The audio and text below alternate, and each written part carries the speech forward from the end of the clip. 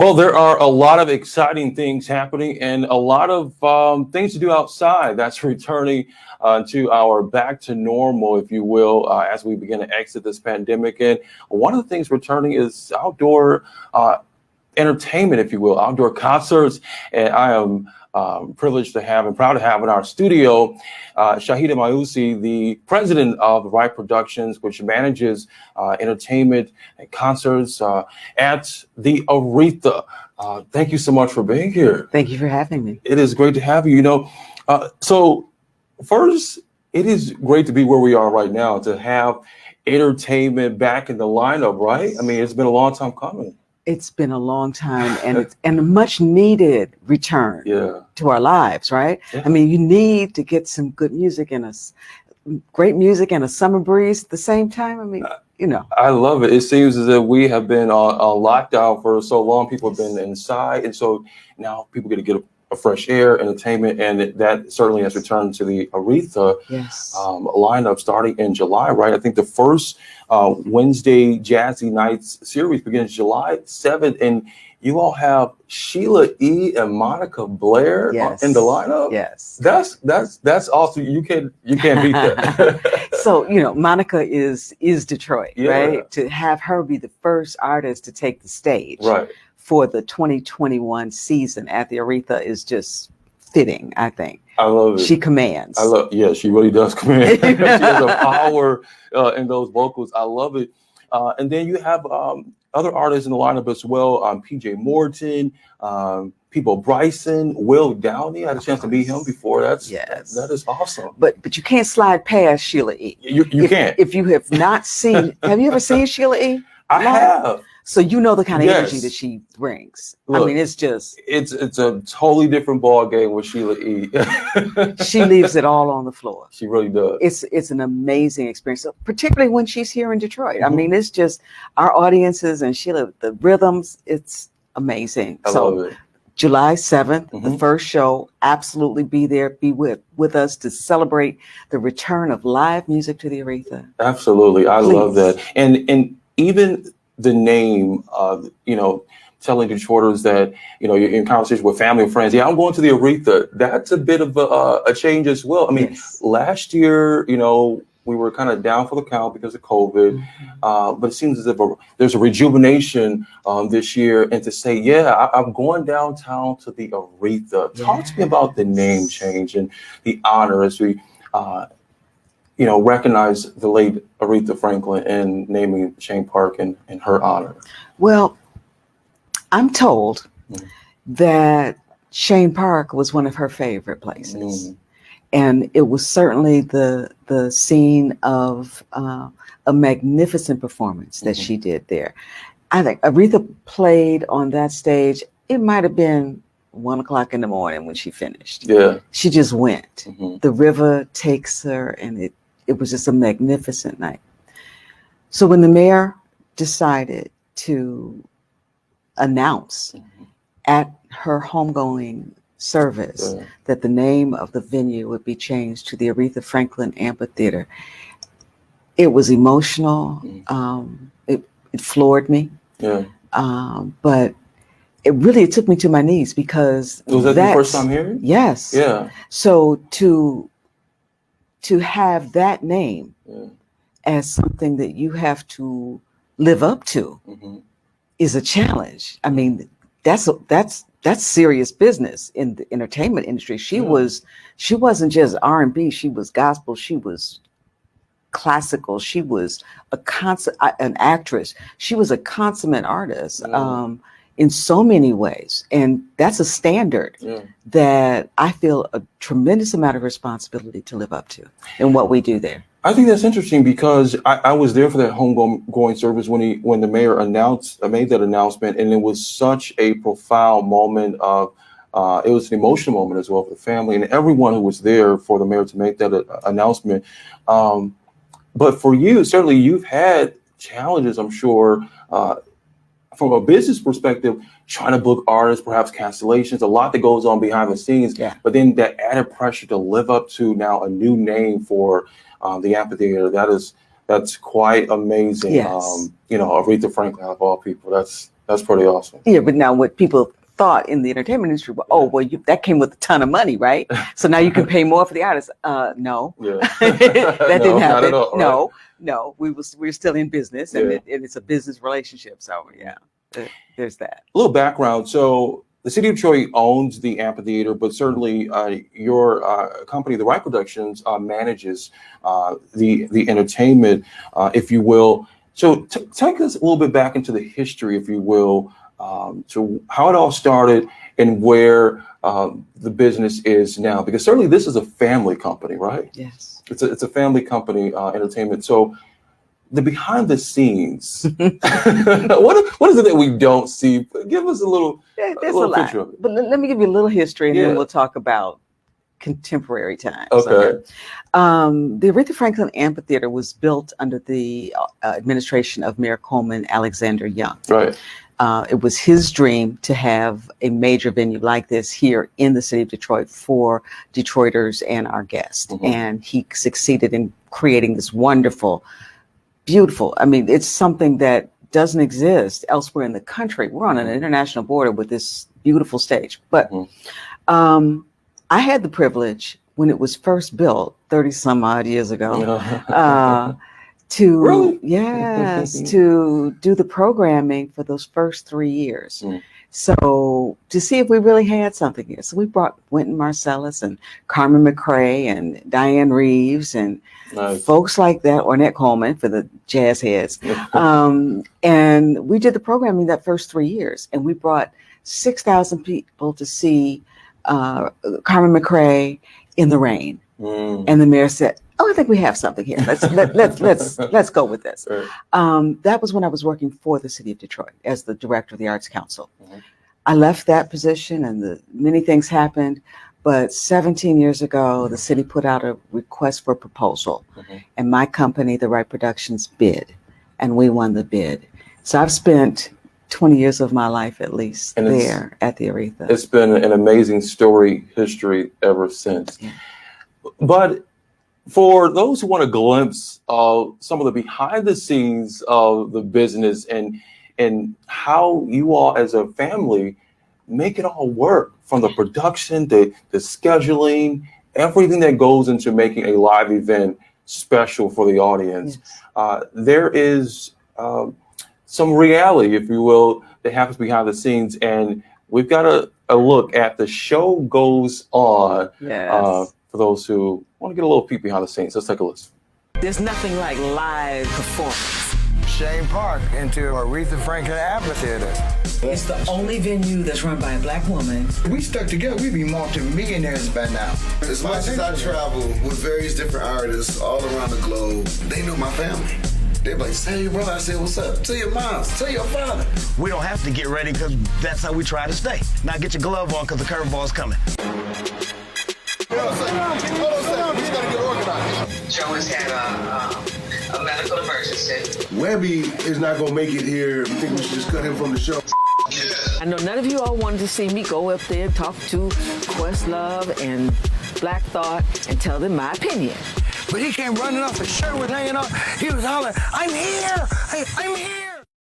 All right, so that was something. There's a little bit of drama, a little bit of, but I love that. I mean, in the reality show type of feel to it that people can watch, available on the website at the Aretha. But how was that? Because now not only are you dealing with the actual reality of the family that you're working with, your sons, but also now cameras are following, right? Talk about what that element is like. I mean, there's a lot that happens behind the scenes. There really is a lot that happens, and there have been occasions when folks have been told to get the camera out of the, because we have things to talk about. Right. But I got to say that as a small business, without family, we couldn't do this. And that's true across our economy, right? And we look at small business, it's family pulling together through the tough times. And God knows COVID has created some truly tough times. Without family, we wouldn't be here. We've got people coming in from other states to help that are family members because we can't get enough people to come work. We need people to come work. So please go to thearetha.com. Watch The Show Goes On you'll see some fun and why you should join the team. Yeah. But also on the website, you'll find the application link. Yeah. We need you to come join the team. Yeah. We need people to come work with us. Yeah. It's fun. It's hard work, but it's fun. So talk to me about like what's your most memorable moment that stands out to you, whether it's an artist or the booking arrangements or perhaps a cancellation of an artist. I'm sure that has happened at times, right? Or we've not really had cancellations. Straight drama. Yeah. Okay, so the day that we had Erykah Badu. Okay. And Janelle Monáe was opening. Okay. Okay. Sold out show. Everything's going great. House is full. Yeah. Janelle Monáe takes the stage. She kills it. Intermission comes. The power went out on the east side of Detroit. Oh no. Oh no. And why the east side? Really? So the power went out. We didn't know what had happened. We didn't know how far the power outage was going. Wow. Couple that with, I'm in the back about to pay people. There's cash on the table. There's cash on the table. The lights go out. People want their money. Lights go and out. The lights go out. What? Yeah. So certainly something. What happened after that? Because in my mind, I'm thinking, you still got to make it work because guess what? The show goes on. The show goes on, but not that night. Really? That's the only show that we ever had to cancel. Wow. And because the sound, the lights, we couldn't. Erykah went out on stage and in her voice carried to the rafters to say she'd be back. Wow. And of course she did come back. Wow. You know, so. Wow. That's an interesting story. The power goes out live in the middle of performance and you're trying to pay people. Wow. Let's talk to me about what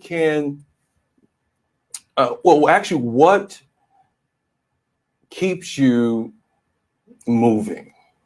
What keeps you moving to continue to push out live, excellent performances each and every time to Detroiters who come to enjoy a great time?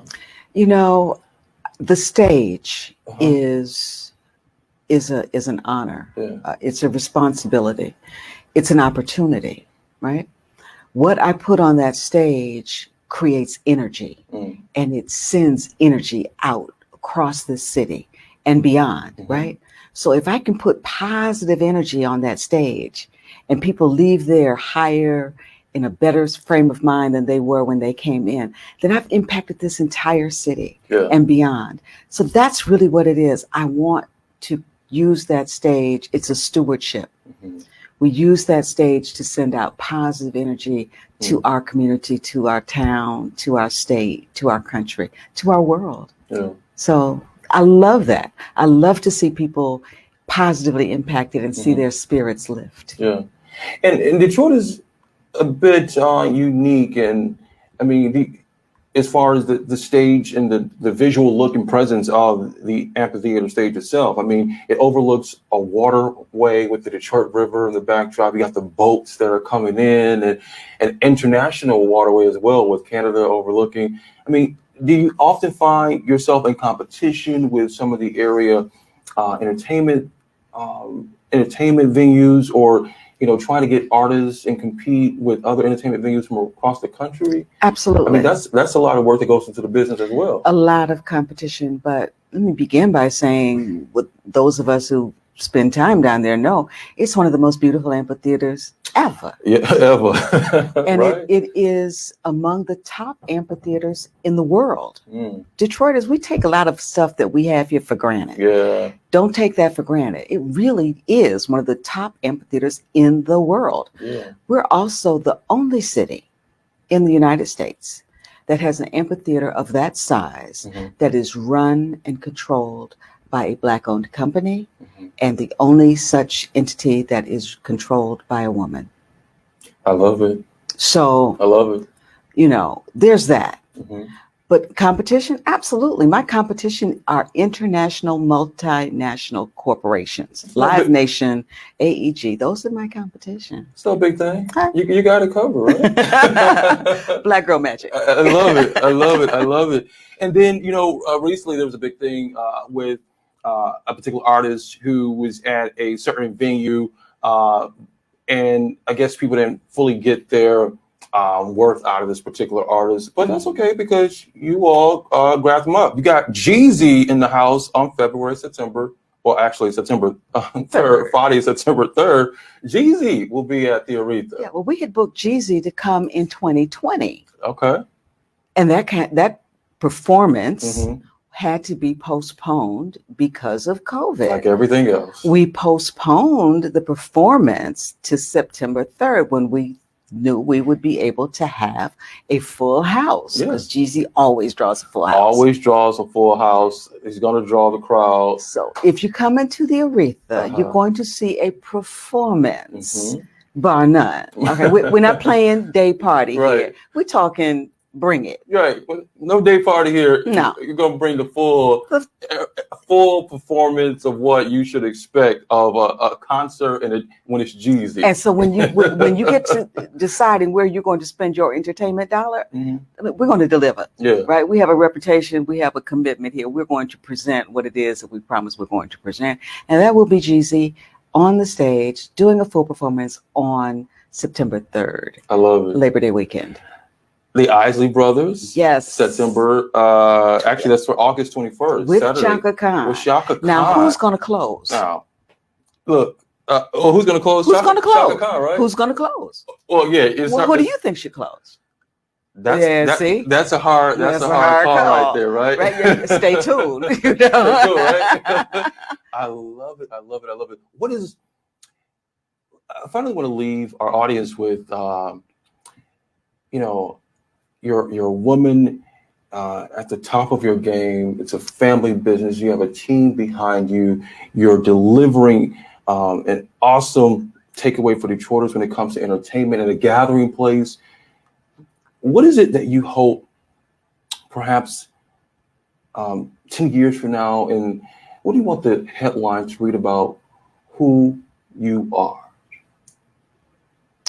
I want people to know that we came here as a family 100 years ago. And it was my great-grandmother that brought our family to Detroit.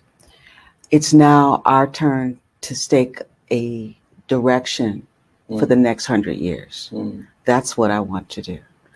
Without my sons, Dorian, Suleiman, Rashid, and Malik, and my grandchildren, we could not be standing here in 2021. And I want people to know, bring your family together, get over whatever. Even my former husband worked for us. We work together because we have a common goal, and we get past everything else. So pull your family together. Let's get it done as a team, as a family, as a community, as a city. At the Aretha. At the Aretha. I love it. Shahida Mausi, president of The Right Production. Thank you so much for joining us. It's been a pleasure talking with you. Thank you. I've enjoyed it. In Studio 1452, I'm digital anchor Andre Ash, Michigan Chronicle.